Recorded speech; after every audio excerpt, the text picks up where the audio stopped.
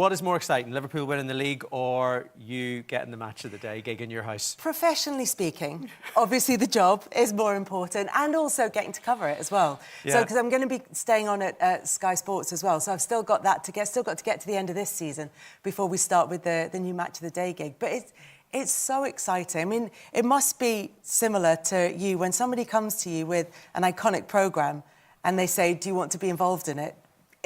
It's just incredible. The fact that you're even having the conversation is just so exciting. But keeping it secret, keeping it secret is not good.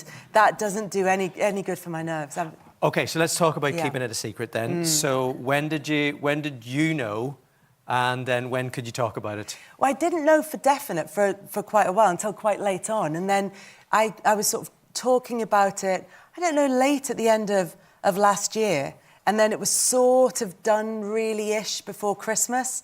And then it wasn't announced until January. And that was the worst, just the worst thing. Because people kept saying to me, "Oh, what's happening?" And I'd have to sit here and, like Francis was earlier, and sit here and go, "Well, I don't know anything, so I don't know what's happening." Yeah, I mean, you know, on a scale of 1 to pretending that you're not running for president, how hard? Match of the day presenter, president, same.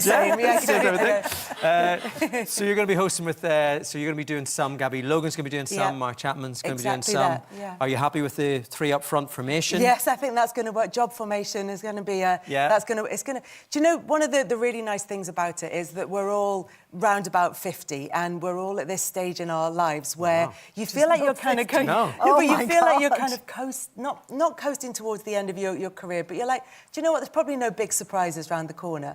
But for all 3 of us, it's really lovely. We're at a stage where our kids are growing up, that, you know, we're going to get a little bit more time on our hands, and we've got other things that we're really passionate about that we can carry on with. So for all of us, it works really well to be one of a 3.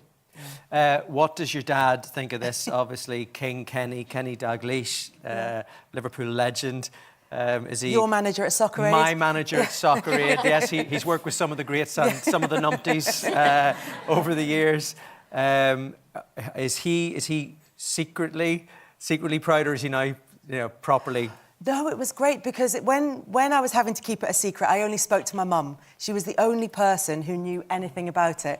And my dad had spoken to my mum and said, what do you know about this? And she said, "Well, Kelly's talking to me." And he said, "Look, she's going to have to keep this a secret. Don't tell me anything. I go to play golf and everybody's asking me about it, and I don't want to know because I can't keep a secret. Don't tell me. I don't want to know." So but now he's quite excited.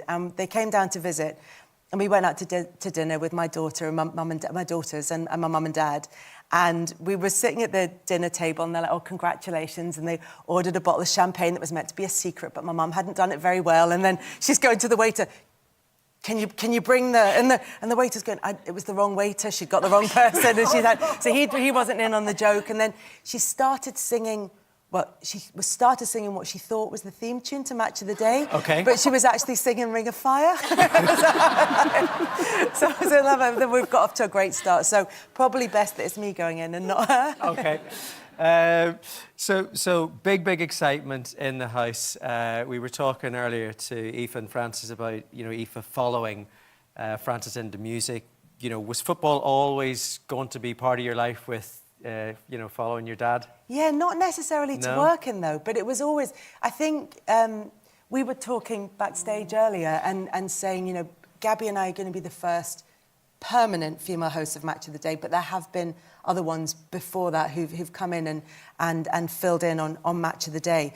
But I think... So I often get asked, you know, what's it like going into effectively a man's world? But I grew up in football, and lots of my friends watch football. And even if you look back at the old black and white footage of like cup final day, there's always, you know, the women with the headscarves on and the rattles. So it was never weird to me that women were involved in football. So I never had that sense of strangeness.